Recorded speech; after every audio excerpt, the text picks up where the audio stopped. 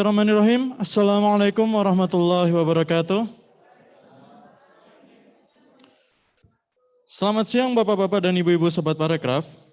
Alhamdulillah untuk yang offline pada siang hari ini sudah melaksanakan istirahat, sholat, dan juga makan siang ya.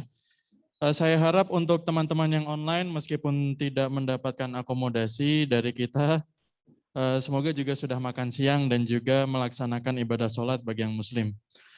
Baik, semoga semakin siang semakin semangat dan bukan semakin ngantuk. Nah, untuk menyegarkan semangat Bapak-Bapak dan Ibu-Ibu semua, kita akan menikmati sebuah persembahan hiburan yang berupa tari daerah Nusa Tenggara Barat, yaitu tari pera api. Tari pera api memiliki filosofi berupa memadamkan api. Pera api dalam ungkapan kata tersebut bermakna sebuah proses, rangkaian aktivitas dalam pemberian nama bayi pada masyarakat Sasak. Tari ini terinspirasi dari eksplorasi gerak ritual tradisi pera api masyarakat Sasak, mulai dari penyiapan piranti atau peralatan, mengayun-ayunkan bayi, menghangatkan kaki ina-ina atau ibu-ibu, kemudian sembek sampai memadamkan api. Marilah kita bersama-sama menikmati keindahan tari pera api yang akan dibawakan oleh Sanggar Seni Sakahayuning.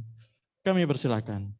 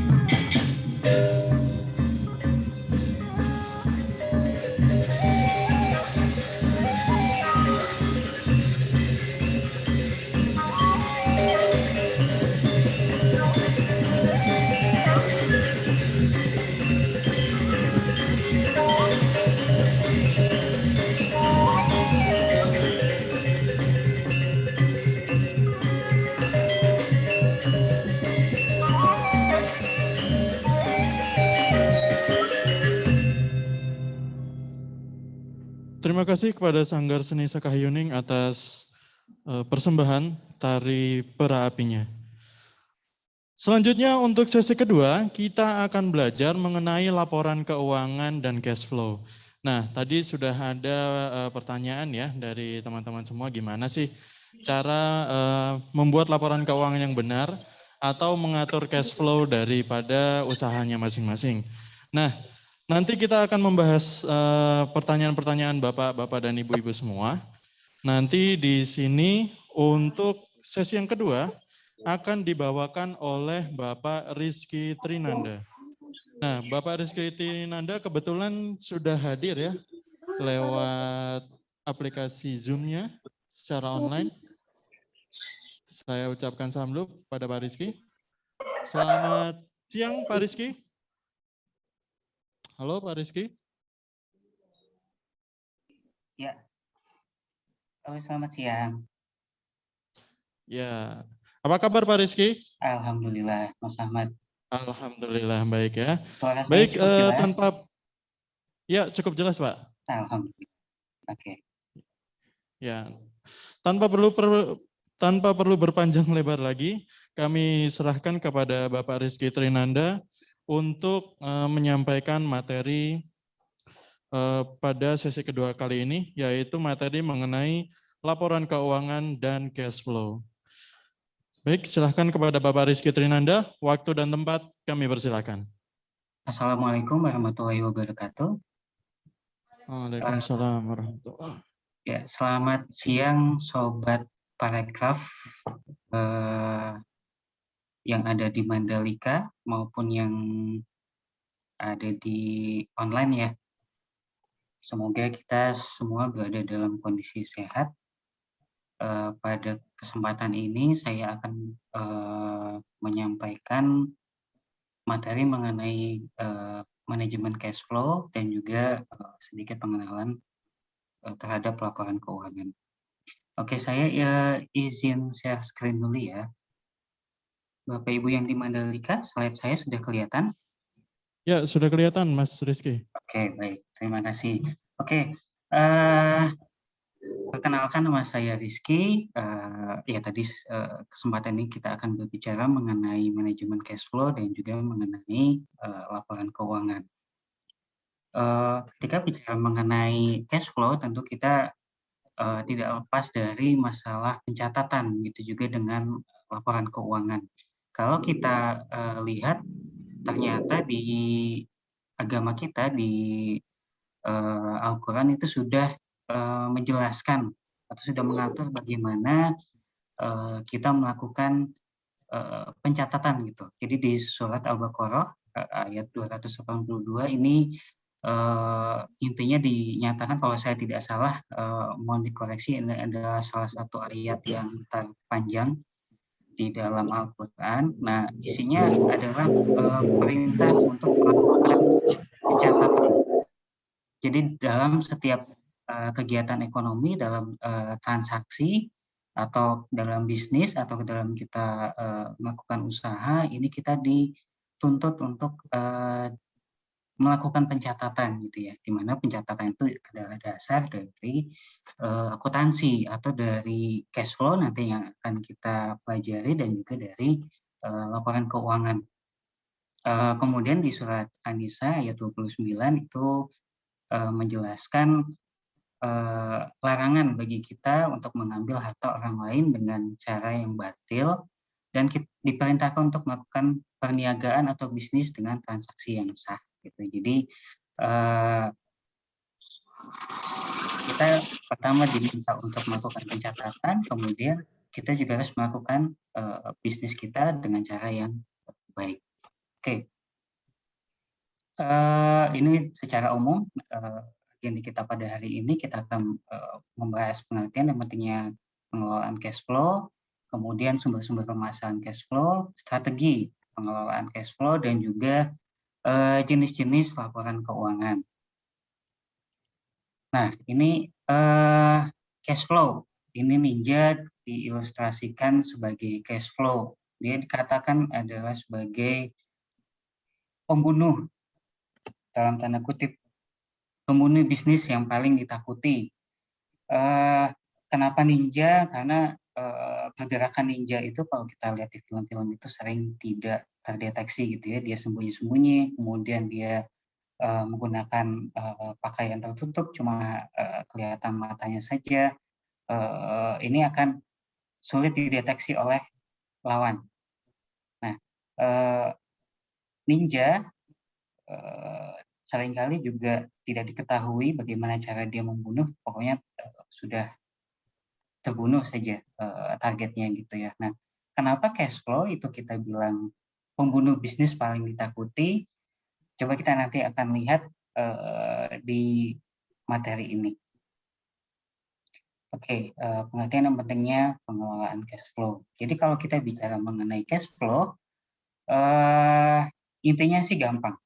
Cash flow itu kita hanya menghitung bagaimana kas yang masuk atau cash inflow dan bagaimana kas yang keluar. Itulah cash flow. Jadi kalau kita ilustrasikan ini tangki air, kita menghitung atau kita mengelola gitu ya, kita memanage bagaimana air yang masuk, kemudian kita kelola bagaimana cash outflow atau air yang keluar gitu ya, kalau diilustrasikan di sini. Nah, jadi cash flow adalah semua uang yang masuk dan keluar pada bisnis kita. Itu yang akan kita bahas. Nah, kenapa sih kita perlu mengelola cash flow? Intinya adalah kita memiliki uang pada saat dibutuhkan. Jadi bayangkan ketika kita butuh untuk membayar sesuatu dan kita tidak memiliki kas pada saat itu. Diibaratkan cash flow itu seperti bensin atau bahan bakar pada kendaraan gitu ya. Kita ingin menggunakan kendaraan kita ingin menjalankan bisnis kita, tapi kita nggak punya uang. Akibatnya ya kendaraan kita tidak bisa jalan gitu ya. Kita harus mencari cara supaya kendaraan kita bisa berjalan atau cash flow kita supaya ada sehingga kita bisa menjalankan bisnis kita. Jadi tanpa kas ya bisnis akan sulit berjalan gitu ya. Kita kan butuh berbagai macam pengeluaran untuk bahan baku, perlengkapan, gaji dan lain-lain. Nah, ini mungkin tidak terlalu jelas di offline gitu ya, tapi ini saya sampaikan bahwa ini adalah hasil penelitian di tahun 2017 disampaikan bahwa hasil penelitiannya adalah 82% itu pengusaha atau UMKM, gitu ya, pengusaha kecil itu mengalami kegagalan. 82% itu diakibatkan masalah dalam pengelolaan cash flow. 82% mengalami kegagalan akibat salah mengelola dalam pengelolaan cash flow. Nah, kita berharap dengan sharing ini, dengan pelatihan ini, setidaknya angka 82% mungkin kita bisa kurangi seminimal mungkin. Jadi kita berharap Bapak-Bapak, Ibu-Ibu yang mengikuti pelatihan ini nanti sudah tidak ada lagi kendala dengan cash flow, gitu ya. Oke. Nah, di dalam bisnis, gitu, dalam model pembayaran itu atau dalam model bisnis kita lihat dari sisi pembayaran itu terbagi menjadi 3. Yang pertama adalah model 1 di mana bisnis atau perusahaan itu harus menunggu pembayaran dilakukan sebelum mendapatkan keuntungan. Artinya customer kita baru mau membayar ketika dia sudah menerima barangnya. Jadi ada produk-produk mungkin yang sifatnya customized gitu ya, ada pengrajin misalnya. Nah, dia mau si customer kita itu mau menerima pembayaran apabila sudah baru mau melakukan pembayaran apabila barangnya sudah selesai, apabila sudah jadi barangnya baru dia mau bayar.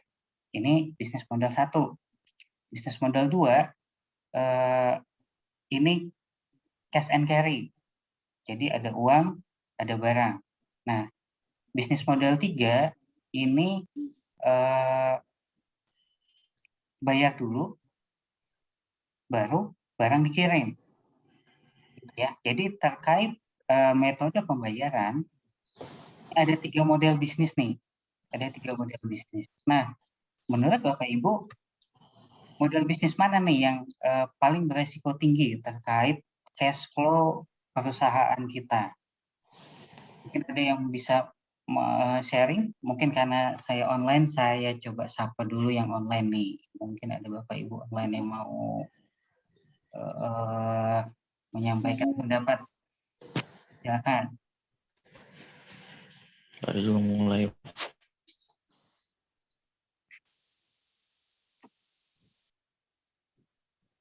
Belum ada? Oke. Jadi dari 3 model bisnis ini, kita bisa melihat bahwa yang paling beresiko terkait cash flow adalah bisnis yang modal 1. Kenapa? Karena kita menerima pembayaran itu nanti setelah barang kita produksi. Sedangkan untuk memproduksi barang tersebut kita kan membutuhkan modal, kita membutuhkan biaya gitu ya. Nah, ada resiko nanti ternyata pembayaran terhambat atau tiba-tiba customer membatalkan pesanannya, sedangkan kita sudah mengeluarkan biaya, mengeluarkan uang untuk biaya-biaya. Jadi dari 3 model ini, nah ternyata yang paling beresiko adalah yang model 1 dari sisi pengelolaan cash flow. Nah, sekarang kita lihat ada sumber permasalahan cash flow dan bagaimana caranya kita mengidentifikasi. Dari secara umum, ada 4 sumber permasalahan cash flow, yaitu dari sisi penjualan. Apakah misalnya penjualan kita tidak cukup tinggi. Kemudian dari sisi harga, jangan-jangan harga yang kita kenakan itu tidak cukup untuk menutup beban usaha. Kemudian koleksi tagihan, bagaimana kita melakukan penagihan terhadap piutang.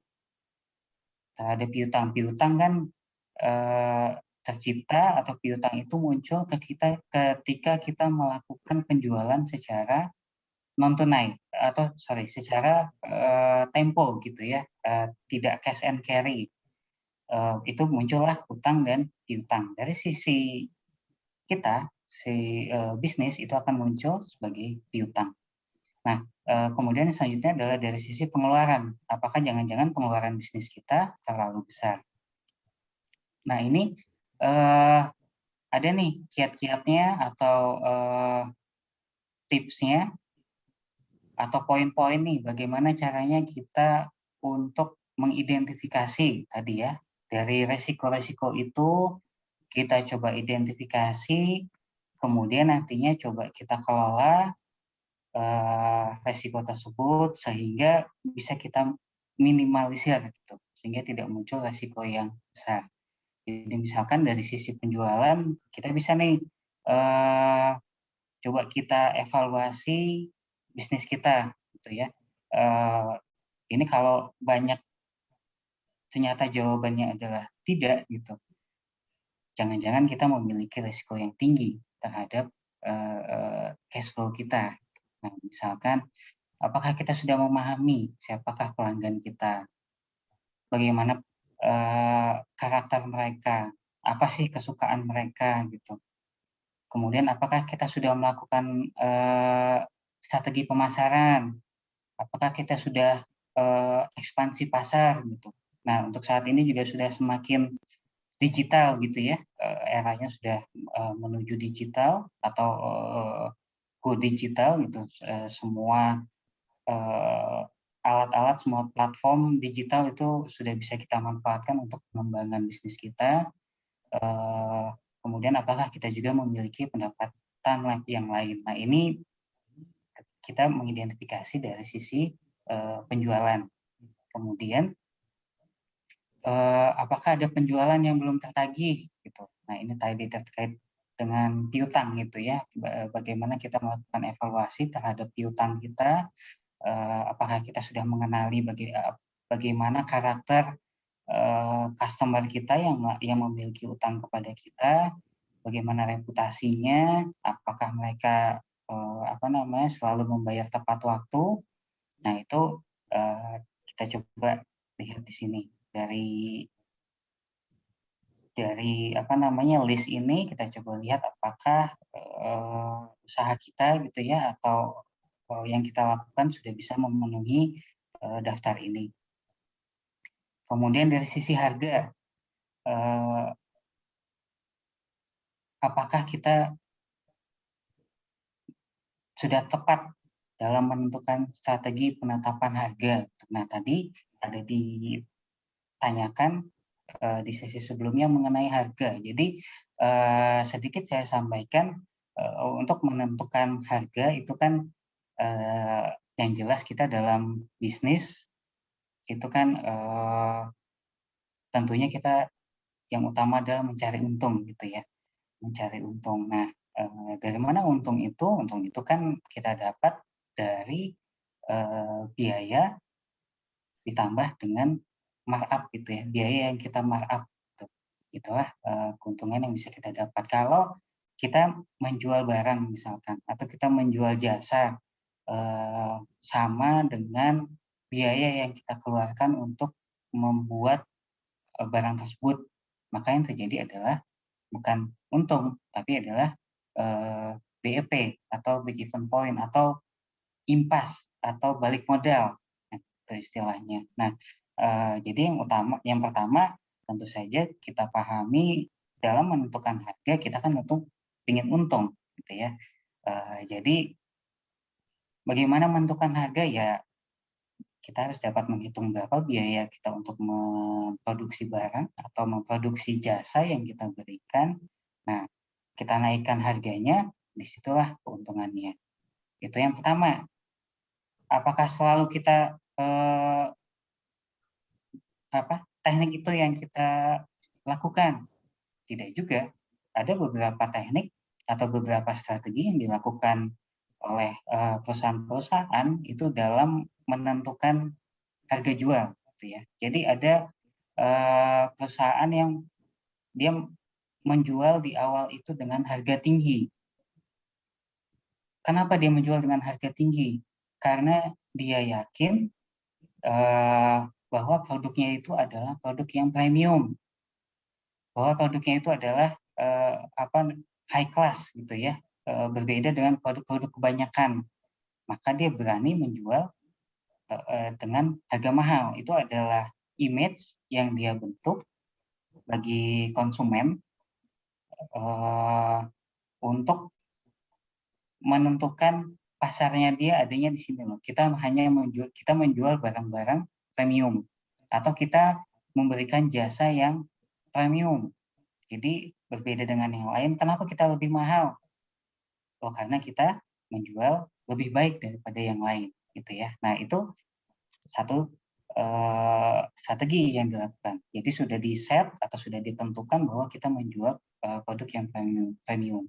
Nah, tentunya ketika kita sudah menentukan dengan harga yang tinggi, kita sudah menentukan bahwa produk kita adalah premium, itu juga harus diimbangi dengan kualitas dari produk atau jasa yang kita berikan. Jadi jangan sampai malah kita bilang kita premium, padahal di pasaran itu produk kita itu padahal biasa-biasa aja gitu ya. Itu nanti malah blunder akhirnya. Nah, kemudian ada juga nih perusahaan yang memilih strategi penetapan harganya itu dia ngikutin harga pasar.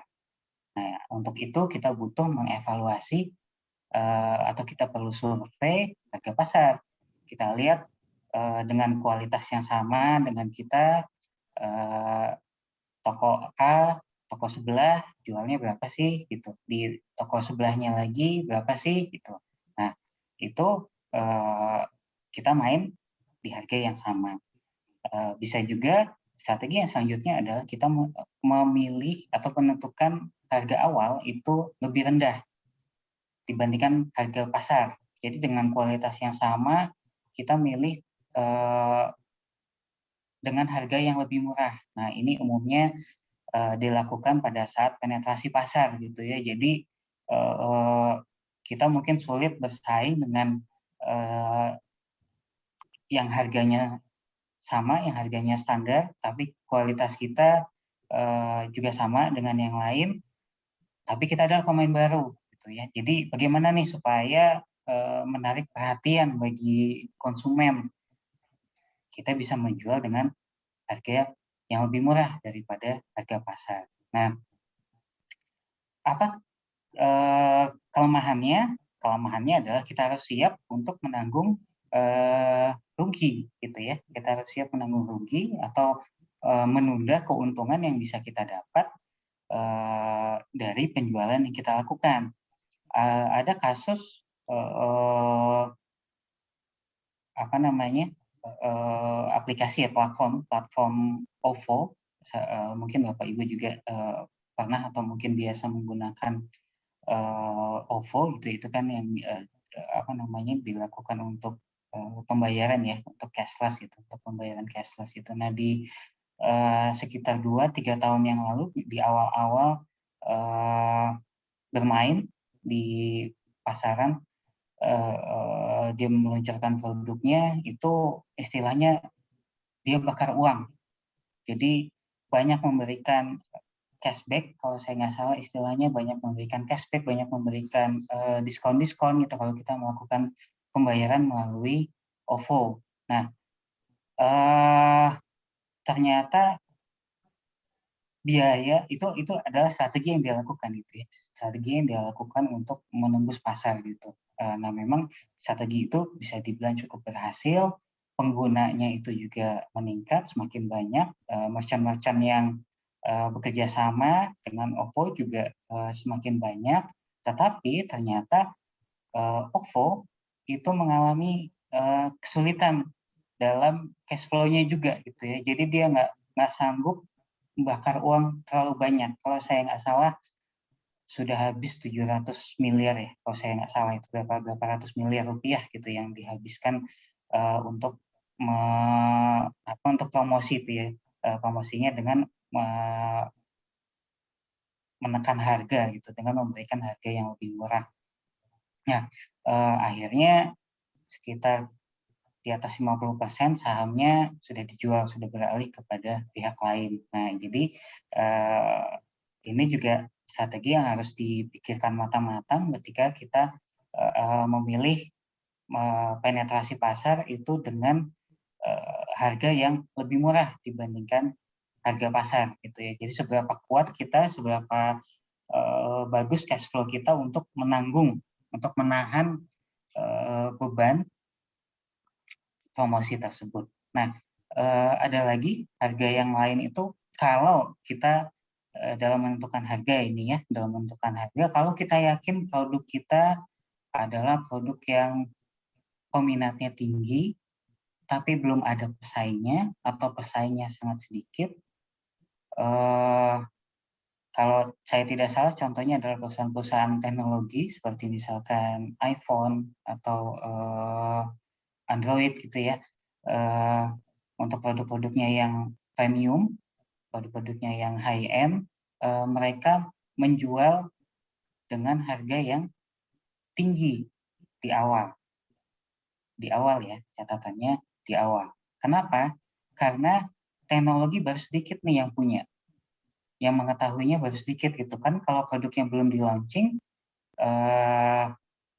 konsumen kan nggak tahu produknya apa, pesaingnya itu tidak tahu teknologi apa yang digunakan secara lebih detail gitu ya. Nah, jadi pada saat awal peluncuran itu, pada saat launching, mereka menetapkan harga yang tinggi. Kemudian pesaing-pesaing mulai banyak nih, sudah mulai banyak yang tahu, oh dalemannya begini, oh casingnya dibuatnya dari ini, baterainya kayak begini gitu kan. Mulailah banyak bermunculan pesaing-pesaingnya. Nah, barulah di situ dia mungkin akan memberikan diskon atau penurunan harga. Ini dilakukan sebagai strategi untuk mengambil keuntungan setinggi-tingginya pada saat launching, pada saat awal peluncuran produk. Kenapa? Karena pada saat itu hanya sedikit pesaing yang bisa menyaingi dia gitu ya. Jadi karena belum banyak, akhirnya dia berani untuk mengambil strategi tersebut. Oke, kemudian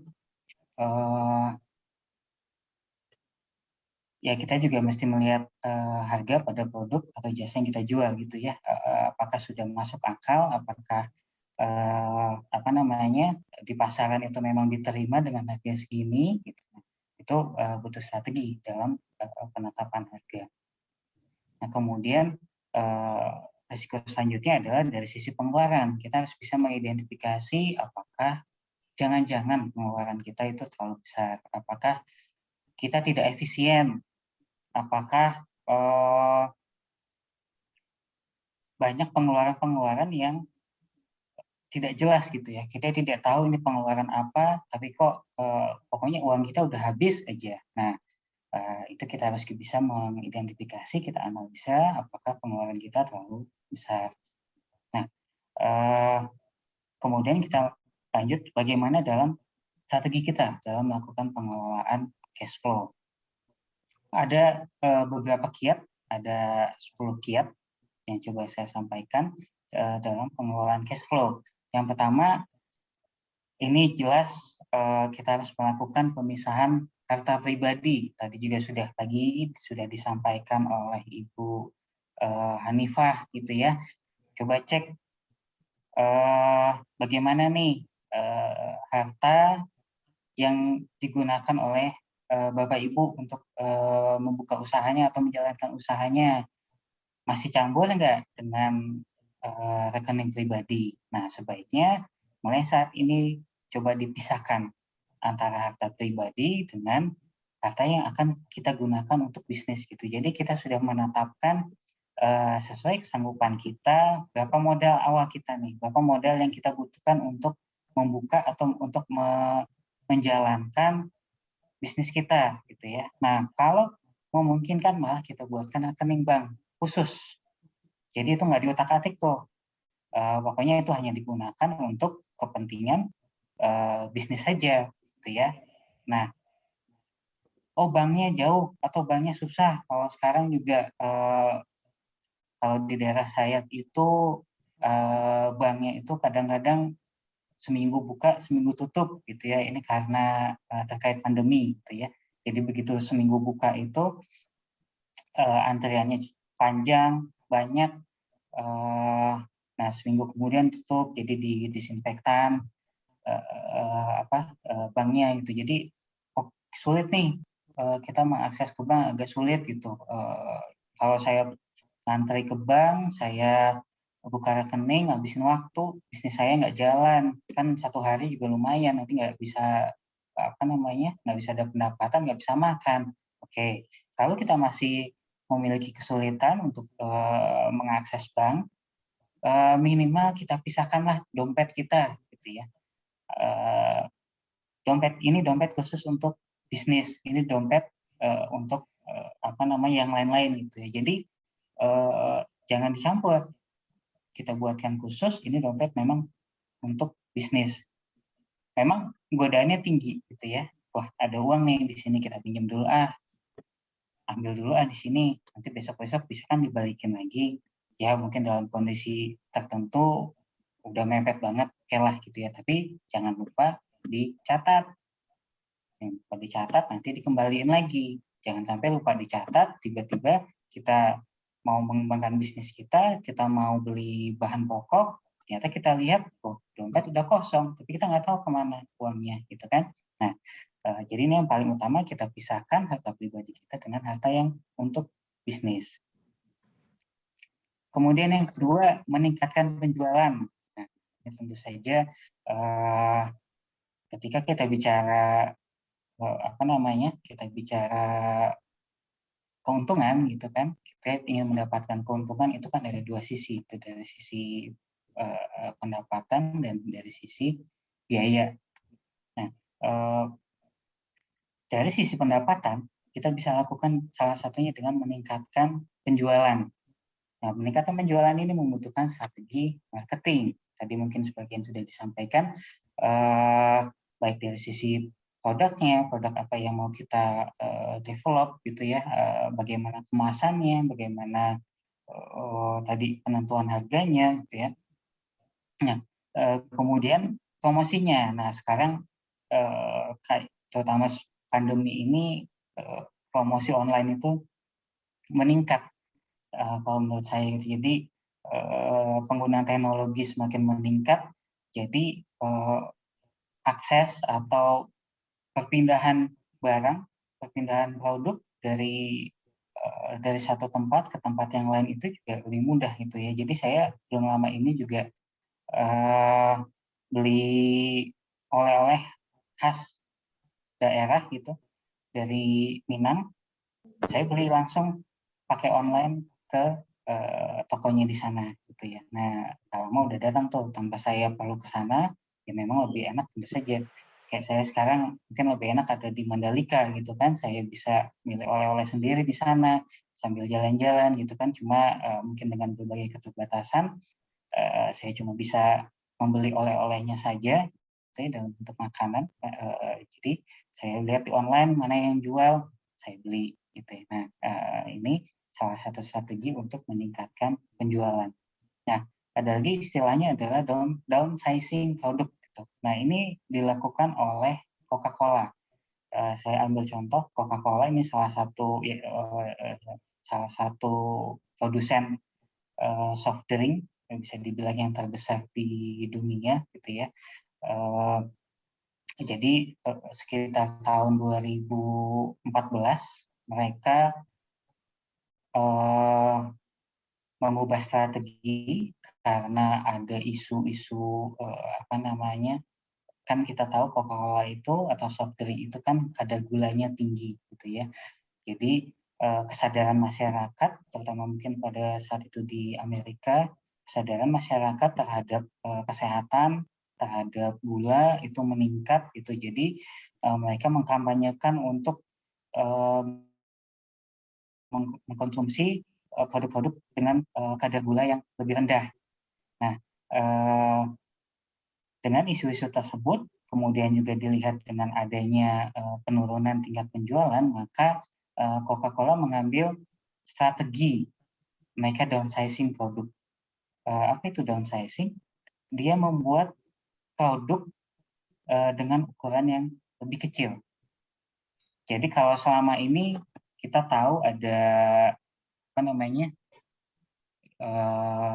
Coca-Cola kaleng itu ukurannya kalau nggak salah sekitar 300-an mili isinya ya, 300-an mili.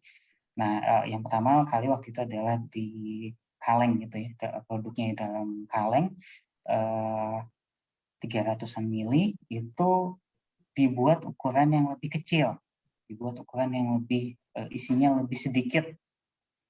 Nah, bagaimana penjualannya? Ternyata setelah dievaluasi berjalan selama 1 tahun, di tahun 2015 ternyata penjualan Coca-Cola itu meningkat.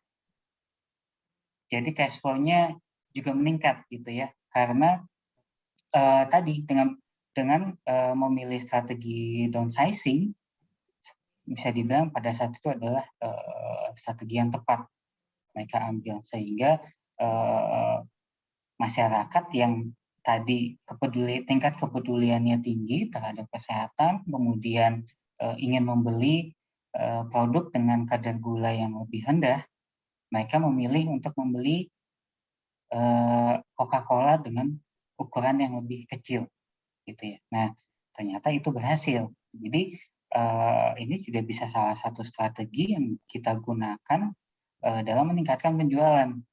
Jadi kalau Bapak Ibu punya produk mungkin misalkan makanan gitu ya, ukurannya 1 kilo, bisa saja Bapak Ibu mengambil strategi saya kecilin nih, ada yang ukuran setengah kilo misalkan gitu. Nah, itu bisa jadi pertimbangan atau strategi yang dipilih oleh Bapak Ibu untuk meningkatkan penjualan. Nah, strategi selanjutnya adalah menambah konsumen. Ini horizontal gitu ya, artinya kita promosikan supaya konsumen kita bertambah. Nah, tapi ada juga yang strateginya vertikal namanya. Jadi konsumennya itu tetap, tapi bagaimana kita upayakan supaya bisa membeli lebih banyak. Jadi kita menjaga loyalitas dari konsumen kita. Jadi seringkali nih hasil penelitiannya gitu ya, atau dalam prakteknya, menambah konsumen itu biayanya lebih tinggi daripada kita yang vertikal gitu ya. Jadi konsumennya tetap, tapi mungkin kita lebih intens, kita kita ada produk baru, kita tawarkan, atau ada kita lagi bikin masakan ini nih, gitu. Oh kita tahu customer kita yang ini kayaknya suka banget ini, gitu. Kita tawarkan. Ini sekarang lagi ada nih, mumpung masih ada nih, sisa dikit lagi gitu. Jadi bagaimana kita pertahankan konsumen yang sudah ada, tapi kita upayakan supaya bisa membeli lebih banyak. Nah, itu bisa meningkatkan penjualan. Kemudian ada lagi namanya pivot. Pivot, pivot ini adalah kita mengubah produk kita. Jadi yang tadinya kita jualan satu produk, mungkin dengan hasil analisa kita ternyata kayaknya konsumen lagi tidak membutuhkan ini nih gitu ya, atau permintaannya lagi turun. Kita bisa mengubah apa namanya produk kita. Nah sekarang kalau saya lihat banyak nih perusahaan-perusahaan yang tadinya tidak menjual alat-alat kesehatan gitu ya, atau alat-alat kebersihan, misalnya hand sanitizer, sabun, pembersih lantai, atau air purifier kalau nggak salah namanya. Nah, tiba-tiba gitu banyak tuh yang jual masker juga ya. Tadinya dia tidak memproduksi masker, tapi karena saat ini yang terkait kesehatan itu permintaannya sedang tinggi, mulailah dia pivot gitu ya, atau beralih atau mungkin menambah line bisnisnya gitu. Jadi tadinya hanya produk yang biasa dia jual, sekarang dia juga menjual alat-alat kesehatan. Nah, ini juga bisa kita evaluasi bagaimana bisnis Bapak dan Ibu, apakah saat ini sudah perlu kita melakukan pivot atau kita masih bisa mempertahankan apa yang andalan kita. Gitu. Nah, kemudian menjual barang yang kurang laku dengan diskon harga. Ini ya daripada menumpuk barangnya, lebih baik kita jual dengan harga diskon. Ini jurus yang kedua. Kemudian yang selanjutnya adalah dengan uang muka atau deposit. Jadi kalau tadi ya ada bisnis modal 1, modal 2, modal 3. Tadi kita sudah lihat bahwa yang paling beresiko terkait cash flow ada yang modal 1. Nah, bagaimana cara kita menyiasatinya, yaitu dengan kita meminta uang muka atau deposit. Kalau kita tidak bisa meminta pembayaran di awal, full pembayaran di awal, kita bisa meminta uang muka. Meskipun itu tidak menutup resiko kita secara keseluruhan, tapi minimal mengurangi resiko dan cash inflow kita juga bertambah. Jadi cash inflow kita bertambah, kita ada uang untuk menjalankan operasional kita. Kemudian yang keempat, mengurangi jumlah piutang. Nah, apa nih hubungannya jumlah piutang dengan cash flow? Jadi tadi sudah disampaikan bahwa piutang itu terbentuk atau terjadi ketika kita melakukan transaksi atau kita menjual barang yang tidak secara cash gitu, secara tunai. Maksudnya ada uang, ada barang gitu. Tidak ya. Jadi mungkin barangnya sudah kita berikan, tapi pembayarannya itu secara tempo atau secara angsuran gitu ya. Misalkan 2 bulan, 3 bulan itu bisa dilunasi dalam 2 bulan, 3 bulan. Nah, ketika piutang belum dibayar, itu kan mengurangi cash flow kita. Kita bandingkan dengan dibayar cash nih, dibayar langsung. Tentu kan uang kita, cash inflow kita itu kan besar gitu ya. Tetapi ketika dibagi menjadi 3 bulan misalkan, artinya dalam 3 bulan itu baru bisa terpenuhi 100%. Jadi di bulan yang pertama hanya 33% yang kita terima. Nah, itu mengurangi cash inflow kita. Nah, supaya cash inflow kita bisa meningkat, kita harus melakukan penagihan terhadap piutang. Jadi karena ini bisnis, sebaiknya kita juga tidak sungkan untuk menagih gitu ya, baik itu terhadap saudara kita, keluarga kita, atau teman kita gitu, karena tetap aja bisnis is bisnis. Jadi apa ya, kita harus tega mungkin, atau kita harus berani, meskipun pada kenyataannya seringkali kita lihat yang ditagih itu lebih galak gitu ya, seolah-olah kita kayak ngemis gitu, padahal kita kan membantu dia sebetulnya, kita membantu dia untuk menunaikan kewajibannya gitu. Jadi kita coba evaluasi bagaimana piutang kita, piutang yang kita miliki, kita buat schedule-nya, kita buat jadwalnya, kita buat list-nya, siapa saja nih yang jatuh tempo di bulan ini, berapa dia harus membayar di bulan ini. Nah, kita sesuaikan dengan perjanjian kita, di waktunya kita bisa menagih, bisa kita lakukan penagihan. Kemudian kita juga bisa menawarkan diskon untuk pembayaran di awal. Jadi ini strategi juga, kalau bayarnya pakai pakai angsuran 1 juta, tapi kalau bayar di awal, oke, kita kasih diskon jadi 900.000 misalkan. Itu juga kita bisa mengurangi jumlah piutang. Artinya konsumen kita mungkin bisa berpikir atau mempertimbangkan, oh harganya lebih murah nih dan uang kita ada gitu kan, ya udah bayar aja sekarang gitu, daripada nanti harus membayar 1 juta, lebih baik sekarang kita membayar 900.000. Nah, yang selanjutnya adalah kita selektif. Jadi setelah kita melakukan evaluasi terhadap customer kita yang punya utang kepada kita harus selektif untuk selanjutnya. Maksudnya selektif gimana? Maksudnya adalah kita bisa mengidentifikasi mana nih yang bandel, gitu. Mana nih yang susah ditagih, mana yang waktunya ditagih tiba-tiba handphonenya mati, alasannya nggak ada sinyal, nggak ada kuota gitu, atau tiba-tiba dia menghilang gitu kan. Nah itu kita pertimbangkan lagi tuh, apakah masih mungkin kita memberikan utang lagi kepada dia, gitu ya. Nah, yang selanjutnya adalah menaikkan harga.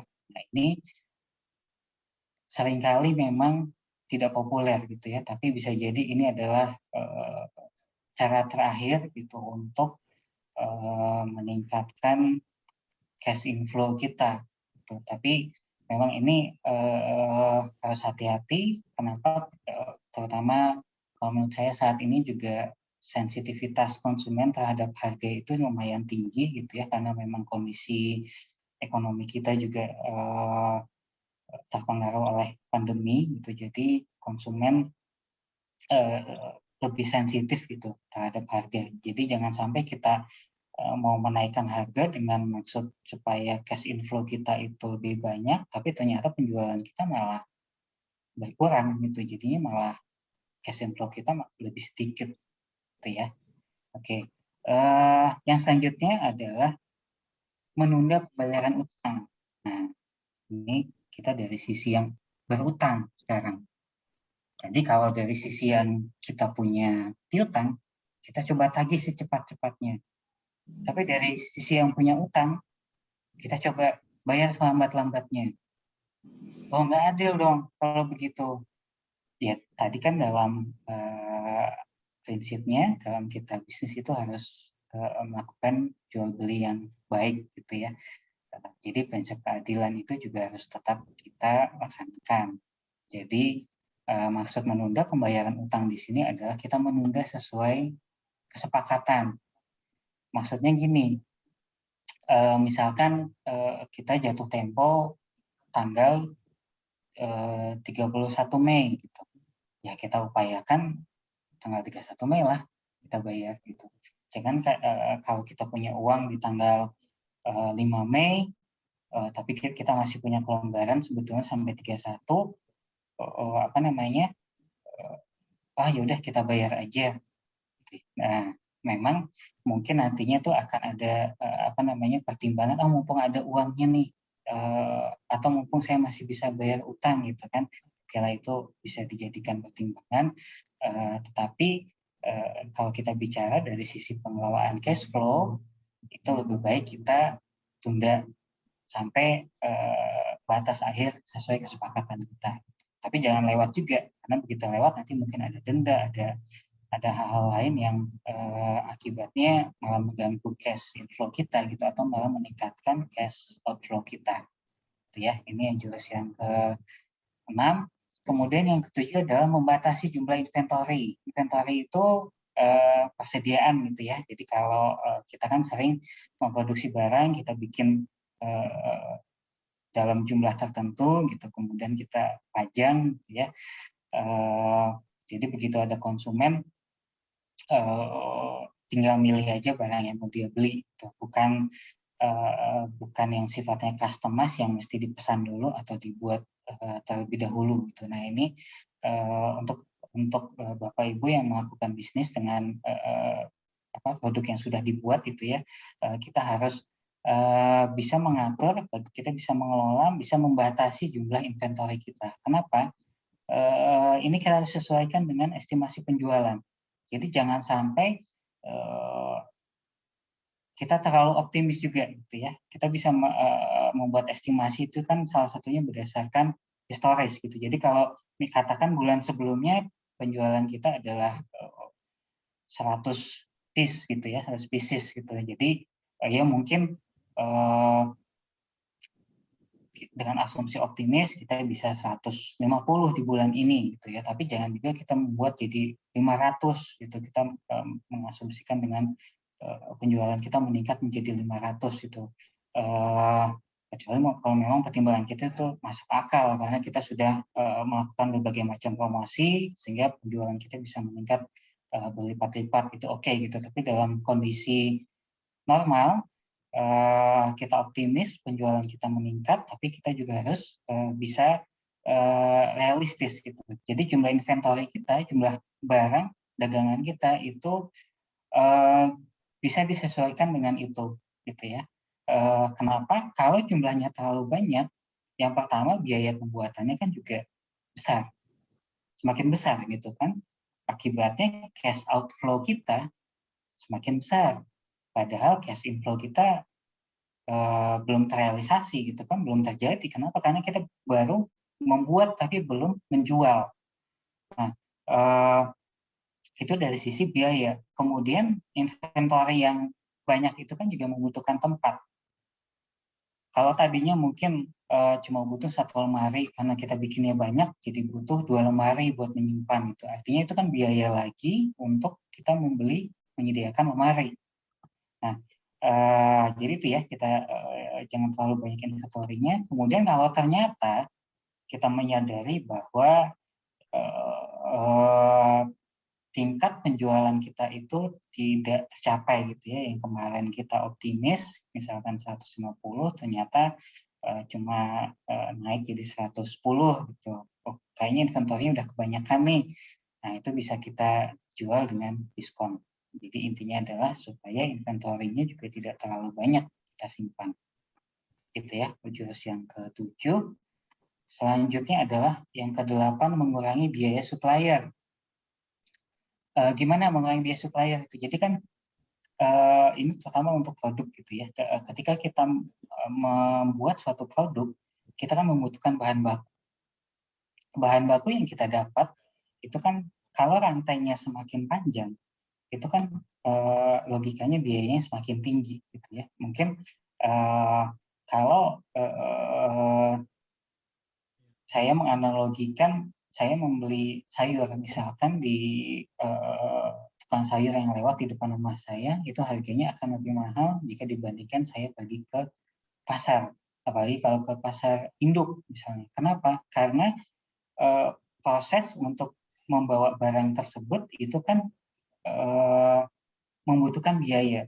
Jadi dari pasar induk dibawa ke pasar lokal, misalkan di pasar lokal baru dijual ke tukang sayur, baru tukang sayur itu menjual ke keliling ke depan rumah. Nah, dalam setiap perpindahan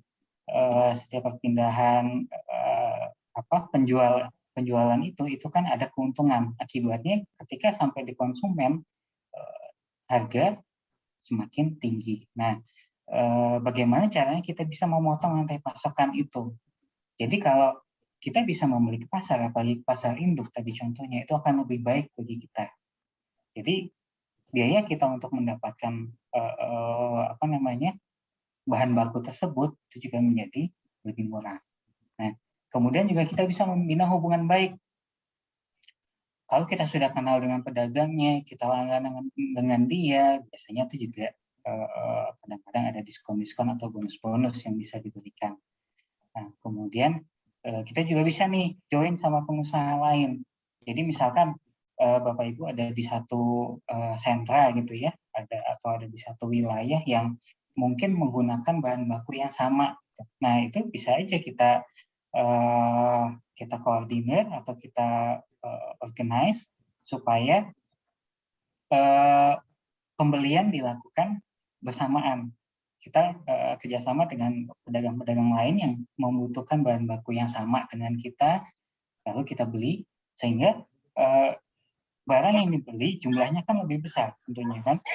Dengan jumlah yang lebih besar, maka kemungkinan besar harga yang didapat juga lebih murah. Jadi cash Mas outflow, Rizky, ya. Waktunya masih 5 menit lagi untuk penyampaian materinya. Oh, oke. Oke, jadi saya agak cepat sedikit ya. Oke, jadi cash outflow kita itu lebih kecil gitu ya. Kemudian sewa peralatan ini adalah satu pilihan. Apakah kita membeli atau menyewa gitu. Kalau bisa nyewa mungkin lebih baik. Kemudian kita membuat anggaran cash flow. Nah, ini yang ke-10. Apa sih anggaran cash flow? Anggaran cash flow itu kita membuat perencanaan bagaimana cash flow kita bisa berjalan dari sisi cash inflow maupun cash outflow-nya. Oke, ini saya langsung ke sini ya. Ini adalah contoh anggaran cash flow. Mungkin ini terlalu kecil, tapi saya coba bisa gambarkan. Kita coba membuat anggaran atau perencanaan terhadap cash flow kita. Jadi dimulai dari saldo awal bulan kita punya cash flow, punya kas kita berapa, kemudian ditambah dengan penerimaan kas kita pada bulan itu, kemudian dikurangi dengan pengeluaran kas. Maka kita akan menemukan bagaimana posisi kas di akhir bulan. Nah, ini langkah baiknya kalau kita bisa buat perencanaan dan juga realisasi gitu ya. Jadi kita minimal membuat catatan terhadap kas inflow atau kas yang masuk dan kas yang keluar dari usaha yang kita jalankan. Oke. Kemudian ini laporan keuangan. Laporan keuangan secara umum atau yang biasa digunakan adalah laba rugi atau neraca.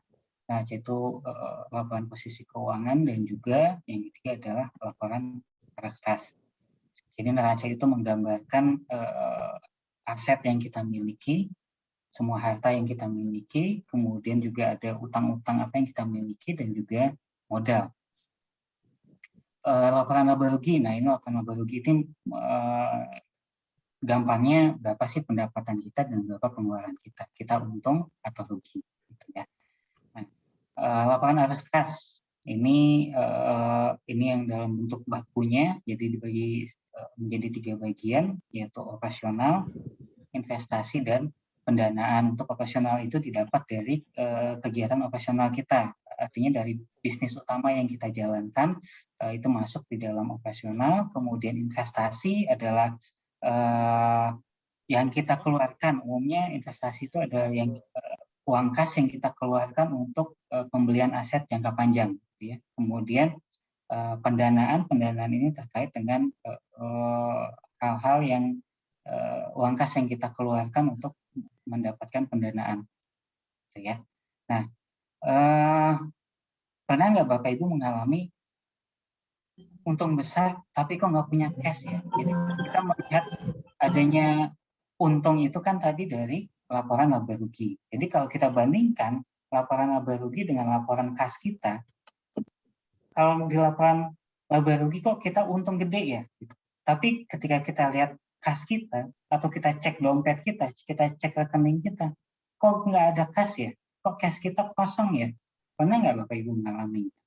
Nah, kalau Bapak Ibu pernah mengalami, maka yang terjadi adalah ini disebut cash gap. Jadi ada gap antara cash outflow dengan cash inflow, di mana cash outflow-nya itu lebih besar daripada cash inflow. Maka timbullah cash gap. Nah, apa cash gap itu?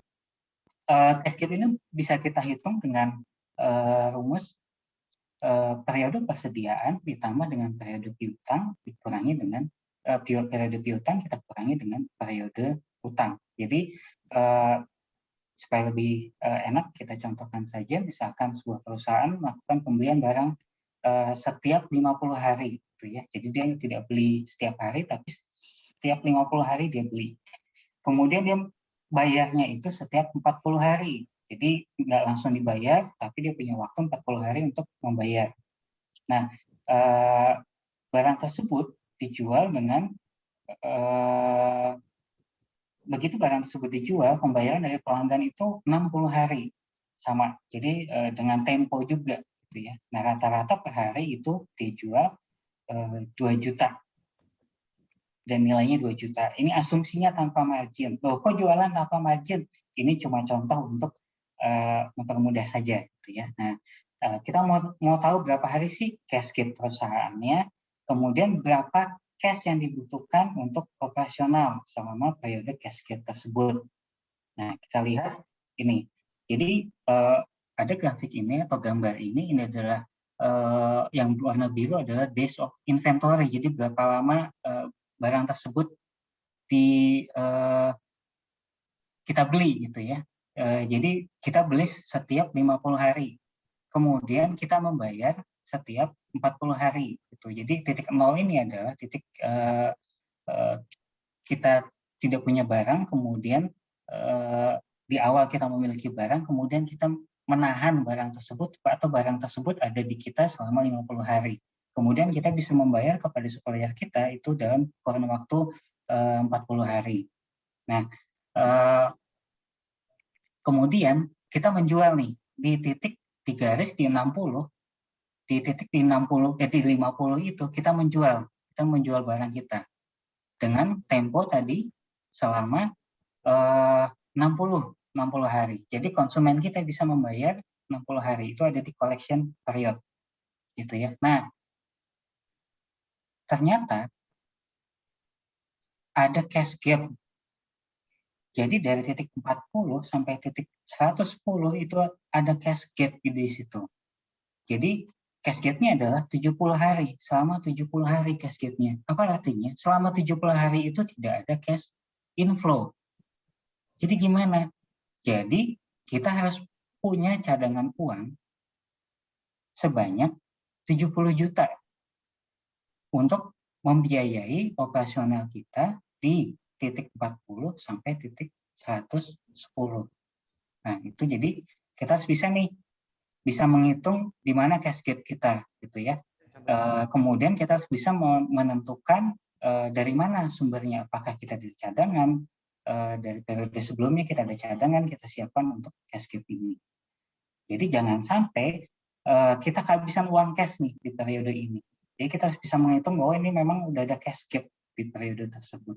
Nah, ini contohnya selanjutnya adalah dengan margin gitu ya. Ini mungkin realistis gitu. Angkanya sama, cuma saya tambahkan ini dengan margin sebesar 15%. Jadi cash yang dibutuhkan itu sebesar 70 hari, tadi periodnya 70, kemudian per harinya kita butuh 1 juta, kemudian dikali dengan 85%. Jadi didapatlah 59.500.000. Jadi itulah sorry, ini bukan 1 juta, ini harusnya 2 juta, angkanya salah. Jadi yang 1 juta ini harusnya 2 juta, sorry, ada kesalahan di sini. Ini adalah angka penjualan pada saat itu ya, pada per harinya 2 juta, ini angkanya salah, maaf. Oke, itu mengenai cash gap. Oke. Ya, baik Mas, waktunya udah habis Mas. Ya, oke, baik. Baik, terima kasih. Mungkin dilanjutkan sesi tanya jawab ya. Ya. Ya, saya akan coba dengan yel-yel yang diberikan oleh Pak Adi tadi ya. Sobat Parekraf? Pak Adi dengar nggak suaranya Pak? Sobat Parekraf? Ya, selamat siang dan terima kasih ya kepada Bapak Rizky Trinanda atas materi yang diberikan tadi. Nah, sama seperti di awal-awal tadi, bahwa sebelum sesi tanya jawab kita akan ada kuis nih untuk teman-teman semua. Nah, ada 2 pertanyaan untuk teman-teman yang hadir secara offline dan kemudian ada 1 pertanyaan untuk teman-teman yang hadir secara online. Nah, untuk teman-teman yang offline 1 pertanyaan akan disampaikan oleh Bapak Adi Waskito dan kemudian 1 pertanyaan oleh Bapak Rizky Trinanda. Dan kemudian yang untuk yang online nanti juga akan disampaikan oleh Bapak Rizky Trinanda. Baik, kepada Bapak Adi Waskito terlebih dahulu, saya persilahkan untuk memberikan pertanyaan kepada teman-teman yang hadir secara offline. Terima kasih Mas Ahmad. Halo rekan-rekan sekalian. Kita coba dulu ya, masih fokus apa enggak nih kira-kira ya. Kalau saya bilang halo, yang lain bilang hai. Kalau saya bilang hai, yang lain bilang halo. Saya tes dulu ya. Halo. Halo. Hai. Agak sulit dikit ya tingkatannya ya. Hai, hai, halo. Halo, hai, hai. Hai, hai, halo, hai, hai. Halo, halo. Hai. Oke, halo. kita tepuk tangan dulu dong buat semuanya. Rada-rada fokus tapi kurang dikit ya. Mungkin karena udara juga. Baik, saya tadi dikasih kesempatan bertanya kuis ya. Ya, 1 pertanyaan kuis. Nah, kuisnya nggak usah susah-susah ya, pertanyaannya gampang aja, jawaban yang susah gitu ya. Tahu kan tadi ada namanya ya, nama tuh belakangnya ada gelarnya Mas Rizky ya, panjang sekali ya. Nah, coba kira-kira itu apa itu ya? Panjang ya. Jadi nggak usah jadi pertanyaan kuis itu ya. Jangan, nggak usah, nggak jadi. Oke, nggak jadi. Kalau gitu berarti pertanyaan gini aja, yang sesuai dengan materi aja Pak ya. Baik, sesuai materi. Sebutkan 4 sumber permasalahan dari cash flow. Waduh. Yang mana nih? Banyak banget. Panitia tentuin yang mana tuh? Pada nunjuk semua tuh, udah nunjuk gerak-gerak lagi. Silakan. Suaranya diperjelas ya. Ya, yang pegang. Perkenalkan, nama saya. Santai mas. Oke. Assalamualaikum warahmatullahi wabarakatuh. Waalaikumsalam warahmatullahi wabarakatuh. Perkenalkan, nama saya Rudi dari Madu Hutan Matayang. Halo. Hai. Permasalahan cash flow ada 4. Pertama, penjualan. Kenapa penjualan? Penjualan. Kedua, harga. Ketiga, penagihan terhadap piutang. Keempat, pengeluaran. Oke, benar nggak kira-kira nih? Pak Rizky? Mas Rizky. Mas Rizky? Ya, oke. Oke, tepuk tangan dulu. Terima kasih. You.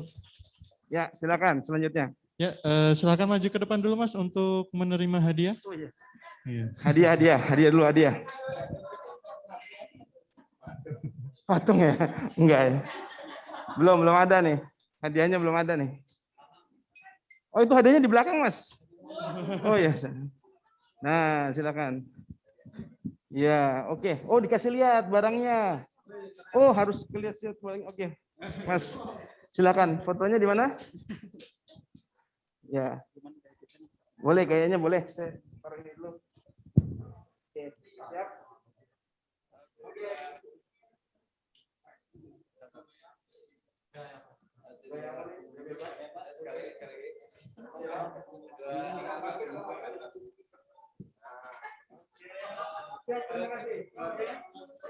Selamat. Nah, baik. Kemudian untuk pertanyaan yang kedua, untuk teman-teman yang offline, silakan Bapak Rizky Trinanda untuk menyampaikan pertanyaannya. Bapak Rizky. Oke, baik.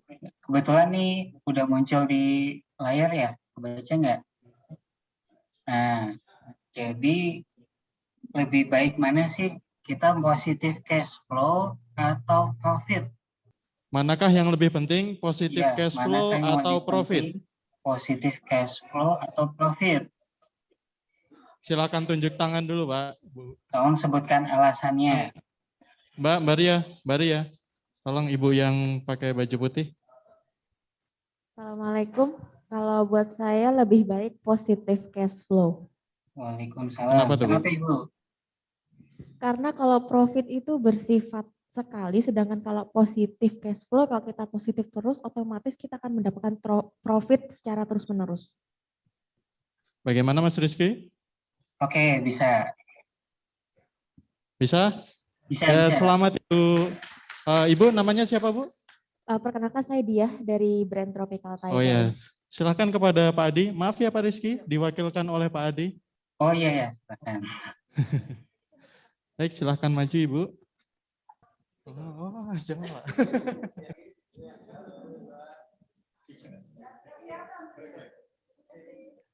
Ya, tepuk tangan untuk teman-teman semua. Nah, kemudian yang terakhir nih untuk Pak Rizky, pertanyaan untuk teman-teman yang online. Sama dengan sesi pertama, hadiahnya adalah uang pengganti pulsa sebesar Rp75.000. Baik, silahkan kepada Bapak Rizky Trinanda untuk menyampaikan pertanyaannya. Baik, untuk yang online nih agak gampang nih kayaknya nih. Strategi apa yang dilakukan oleh Coca-Cola untuk meningkatkan penjualannya di tahun 2014? Baik, silakan teman-teman yang online untuk mencatatkan jawabannya di kolom chat. Yang paling cepat, yang paling benar, yang akan mendapatkan hadiah. Ya, ada jawaban dari Bapak Saiful Anwar. Yang paling pertama, bukan Neng, dari Mas Ashabul Kahfi ya. Ya, karena tadi Mas Ashabul Kahfi sudah menang, di skip dulu ya. Kasihan yang lain nanti. Nah, ada jawaban dari Bapak Wahyu Wahidin. Jawabannya adalah mengecilkan produknya. Betul atau tidak, Mas Rizky? Saya sebetulnya betul, tapi istilahnya lebih tepat downsizing. Jadi kayaknya jawaban yang di bawahnya tuh, Mas. Oh, Bu Heni Novianti ya? Ya. Iya, selamat kepada Ibu Heni Novianti. Terima kasih, Nanti, Pak Rizky. Ya, nanti untuk uang pengganti pulsanya insya Allah akan ditransferkan oleh teman-teman panitia ya. Oleh Pak Adi. Baik, teman-teman semua. Untuk yang berikutnya kita akan membuka sesi pertanyaan kembali. Nah, untuk sesi pertanyaan sama seperti yang di sesi pertama, kita akan buka 3 pertanyaan untuk teman-teman yang offline, kemudian yang online secara bergantian, dan nanti kita akan lihat sampai sisa waktu yang berakhir gitu. Baik, silakan ada pertanyaan pertama mungkin dari teman-teman yang offline. Baik, dari ibunya yang di belakang yang berkerudung coklat. Assalamualaikum warahmatullahi wabarakatuh. Waalaikumsalam warahmatullahi. Nama saya Roziana, saya dari Lombok Safari Tour and Travel. Pertanyaan saya adalah ketika kita dalam berbisnis tentu kita punya harga yang kompetitif. Pertanyaannya adalah berapa nilai keuntungan yang proporsional yang istilahnya yang bisa kita up untuk menaikkan penjualan juga bisa bersaing dengan yang lain gitu. Misalnya berapa standar keuntungan proporsional yang bisa kita ambil dalam setiap produk kita. Gitu. Iya. Terima kasih. Assalamualaikum warahmatullahi wabarakatuh. Baik, silakan Pak Rizky untuk langsung dijawab. Iya, jadi sepengetahuan saya itu tidak ada patokan resmi gitu ya, berapa persen kita mengambil keuntungan gitu. Tapi seperti yang tadi saya sudah jelaskan, yang jelas kita harus bisa pertama menghitung biaya dulu. Berapa biaya yang kita butuhkan untuk mendapatkan produk tersebut gitu atau jasa tersebut gitu ya. Kalau memang bisnis kita adalah jasa gitu. Jadi berapa biaya yang kita keluarkan untuk memberikan jasa tersebut. Nah, ketika kita sudah mengetahui biayanya, maka baru kita bisa menentukan berapa besar keuntungan yang mau kita ambil. Nah, tadi keuntungan itu kan juga mempengaruhi harga tentunya ya. Tadi kan biaya ditambah keuntungan maka akan muncullah harga jual. Nah, harga jual tadi itu juga dipengaruhi oleh banyak faktor gitu, dan kita juga harus bisa melihat bagaimana posisi kita di hadapan pesaing kita. Jadi jangan sampai kita menjual dengan harga terlalu mahal. Harga terlalu mahal itu bisa jadi kita mengambil keuntungan terlalu tinggi atau biaya kita yang terlalu tinggi gitu. Jadi kan profit itu revenue dikurangi cost gitu. Jadi ada dua variabel di situ yang bisa kita utak-atik tuh. Apakah dari sisi revenue-nya, dari sisi penjualannya, atau dari sisi cost-nya. Gitu. Jadi jangan-jangan cost kita terlalu tinggi gitu, atau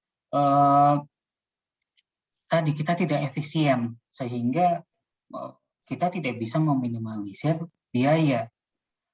Akibatnya begitu kita menentukan harga, ternyata harga kita itu tidak bersaing gitu ya. Dengan kualitas yang sama kok harga kita malah lebih tinggi dibandingkan pesaing kita. Jadi tadi kita mesti bisa mengevaluasi dari sisi cost dan juga profit kita yang realistis berapa sih gitu ya. Mungkin begitu jawaban saya. Baik, Ibu Luciana, ada tanggapan mungkin? Oh, nggak ada, sudah cukup ya. Baik, silakan mungkin ada teman-teman. Ada yang mau bertanya? Baik, Mbak. Baik, terima kasih. Assalamualaikum warahmatullahi wabarakatuh. Waalaikumsalam warahmatullahi wabarakatuh. Saya Pak Harul Azim dari Desa Bilebanti. Saya cuma ingin, bukan bertanya sih, mungkin mohon tips bagaimana kemudian, tadi di slide keberapa saya kurang ingat, memisahkan uang pribadi dengan perusahaan atau bisnis yang kita geluti. Bagaimana tipsnya agar supaya kita bisa memanage manajemen itu dengan baik. Karena selama ini godaan kita adalah tiba-tiba kita ngerasa untung gitu kan. Padahal kita nggak tahu bahwa yang masuk dalam bisnis kita itu, uang itu di perusahaan kita itu adalah uang pribadi kita. Kemudian yang kedua adalah, di tengah pandemi pada saat sekarang ini, usaha apa yang paling ideal kita kembangkan? Sama-sama kita tahu bahwa saat ini sangat sulit sekali, jangankan untuk mendapatkan untung, untuk bertahan saja itu sudah luar biasa. Seperti itu Pak ya, luar biasa. Dan yang ketiga adalah, mana yang lebih utama, modal yang banyak atau SDM yang mumpuni untuk menjalankan bisnis. Terima kasih. Baik, kepada Bapak Rizky, kami persilahkan untuk menjawab. Baik, saya coba jawab. Ada 3 pertanyaan ya. Yang pertama tadi memisahkan uang pribadi dengan uang untuk bisnis. Ya ini memang butuh niat, gitu ya. Yang jelas kita butuh niat yang kuat. Memang kita betul-betul mau mengalokasikan sebagian dana yang kita miliki itu untuk untuk bisnis gitu. Jadi ya mungkin juga butuh kerjasama dengan keluarga gitu ya, butuh kerjasama dengan pasangan kita, bahwa uang yang kita miliki sebagian ini memang akan kita gunakan untuk bisnis ya gitu. Jadi ini nggak bisa diutak-atik gitu, meskipun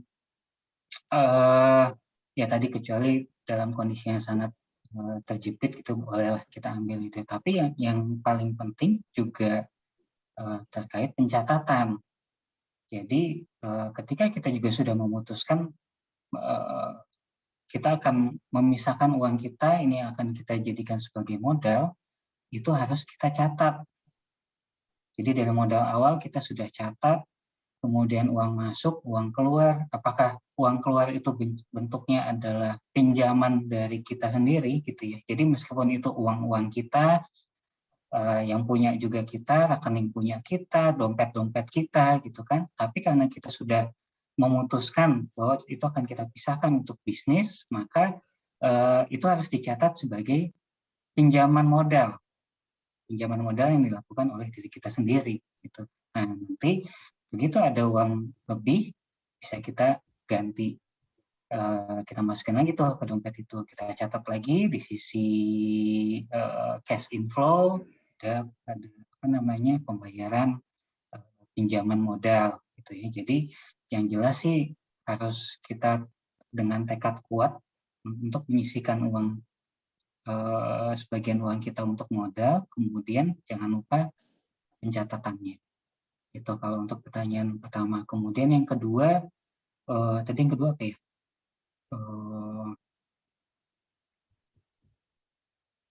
Yang kedua apa tadi Mas Ahmad? Saya nggak ingat sih Mas. Silakan Mas Nut.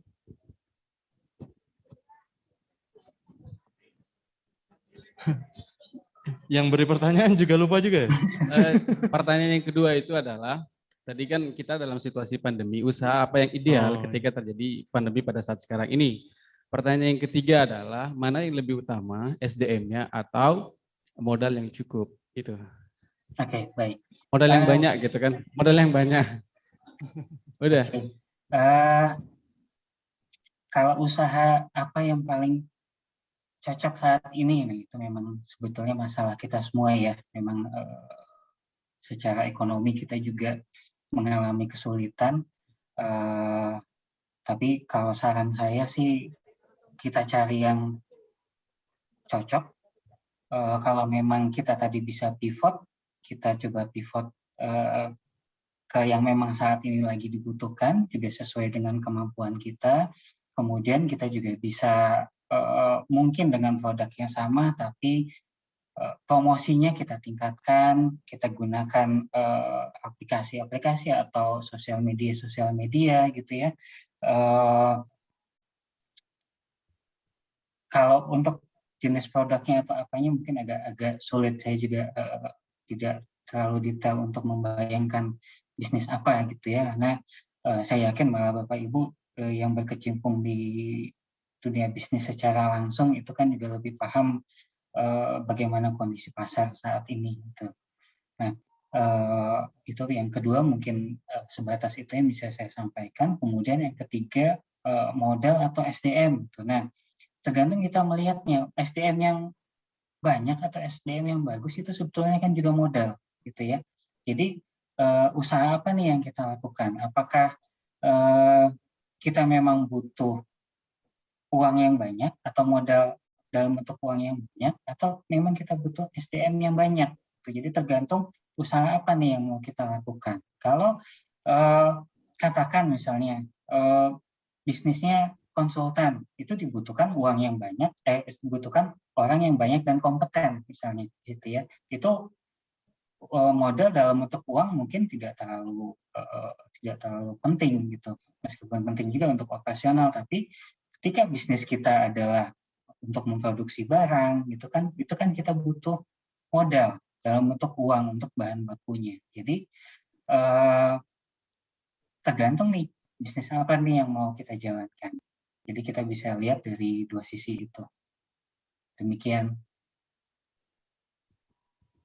Baik, karena dari teman-teman yang online belum ada penanya lagi ya. Silahkan untuk teman-teman yang offline, ada yang ingin bertanya lagi? Oh iya, sebentar Pak. Udah yang di sini dulu aja.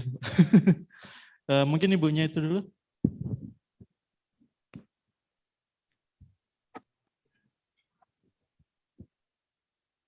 Ya, silakan Bu. Nama saya Septiana Riptawayuni dari Lombok Ekonomi Kreatif. Pertanyaan saya, apakah perhitungan laporan keuangan untuk perusahaan dagang dan perusahaan jasa itu sama. Sedangkan di dalam perincian dan tabel laporan keuangan seperti neraca, arus kas, dan laporan laba rugi itu berbeda-beda perinciannya. Apakah sama? Itu pertanyaan saya, terima kasih. Baik, silakan Pak Rizky. Ya, baik. Jadi secara prinsip adalah sama. Cuma tadi sudah disampaikan juga oleh Ibu, rinciannya itu beda-beda gitu. Jadi memang tergantung jenis bisnisnya. Kalau kita bicara bank, mungkin juga berbeda dengan perusahaan minyak, berbeda juga dengan perusahaan dagang. Perusahaan dagang itu juga apakah dia memproduksi sendiri apa tidak gitu. Untuk jasa juga tergantung jenis jasanya gitu ya. Jadi secara umum, secara konsep adalah sama, tapi mungkin item-item di dalamnya saja yang sedikit berbeda. Tapi secara konsep sama. Gitu Mas. Itu Ibu. Baik, ya sudah cukup jelas Mas. Nah ini ada satu penanya online nih Mas. Dari Ibu Sinta atau Ibu Sulistiawati. Baik, silahkan Ibu.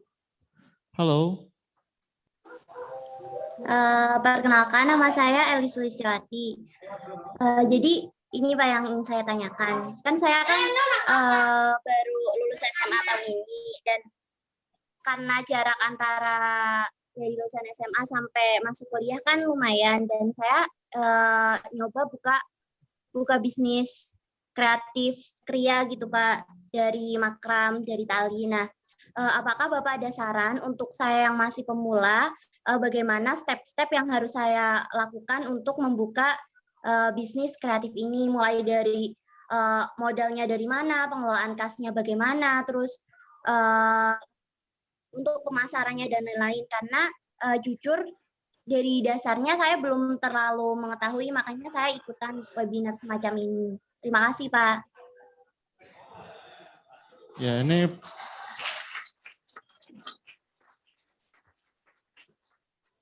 ya Mbak Sulistiawati dapat salam nih dari teman-teman yang offline nih, ditepuk tanganin. Halo. Ya, ini pertanyaannya paket lengkap ya Pak Rizky. Mungkin bisa dijawab oleh Pak Rizky. Kami Ya, persilakan. makasih Mbak Eli pertanyaannya. Ya, saya juga mungkin satu semangat dengan teman-teman di Mandalika yang offline ya. Kayaknya kita senang sekali melihat semangat masih muda, tapi udah niat sekali kayaknya untuk berbisnis gitu ya. Mbak Eli posisi di mana? Di Kebumen Pak. Oh, Kebumen. Oke, jadi ya ini pertanyaannya paket lengkap ya. Jadi kayaknya saya nggak bisa menjawab semuanya, ini takut offside juga gitu ya. Tapi yang jelas kalau terkait modal dan cash flow, coba kita lihat. Ini kan mungkin memang minat dan passionnya, keinginannya Mbak Eli untuk bisnis di apa tadi istilahnya saya lupa, itu handicraft ya, kerajinan tangan ya? Iya. Ya, ini kan kalau memang itu memang passionnya, memang itu semangatnya di situ, memang suka di situ, itu sangat baik untuk digeluti gitu ya, karena banyak juga yang saya tahu itu bisnis-bisnis yang sukses itu diawali dari hobi gitu ya. Jadi meskipun ya di awal-awalnya mungkin susah, itu penjualannya susah itu, tapi karena hobi kita bisa dengan senang hati mengerjakannya gitu. Begitu juga apalagi ini kreatif. Kalau kita dalam suasana yang nyaman, kita dalam suasana yang senang mengerjakannya, maka ide-idenya itu bisa banyak gitu keluar gitu kan. Jadi kerajinan tangannya tuh bisa cantik-cantik tuh tadi. Nah, terkait cash flow ya tadi mungkin coba ditentukan dulu berapa modalnya yang bisa disediakan, kita sisihkan sebagian uang kita untuk modal, kemudian itu tadi kita dipisahkan dan jangan lupa dicatat gitu. Jadi yang paling utama sih itu tinggal nanti bagaimana kita memasarkannya. Kita bisa memasarkan dari yang dari yang orang-orang terdekat kita dulu, atau dari lingkungan kita dulu, gitu, dari circle kita, atau juga bisa langsung di online pun juga bisa gitu, karena mungkin ini segmennya agak spesifik gitu ya. Akan lebih baik kalau menurut saya mungkin online itu lebih bagus gitu. Jadi promosinya bisa lebih masif, bisa lebih bisa lebih dispersi gitu, bisa lebih luas cakupan promosi kita. Gitu ya. Mungkin sementara itu dulu karena ini paket lengkap, pertanyaannya saya terbatas dengan kemampuan gitu ya. Terima kasih. Baik Pak, terima kasih jawabannya. Ya, sama-sama, sukses ya. Amin. Baik, terima kasih kepada Bapak Rizky Trinanda dan juga kepada teman-teman peserta yang sudah memberikan pertanyaan.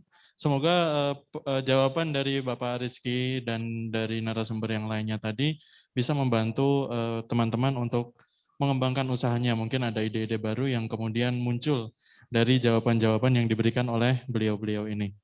Nah, teman-teman semua, untuk selanjutnya mungkin tadi ada yang ingin bertanya, kemudian belum sempat dijawab ya. Nanti untuk teman-teman bisa menanyakannya di grup WhatsApp-nya.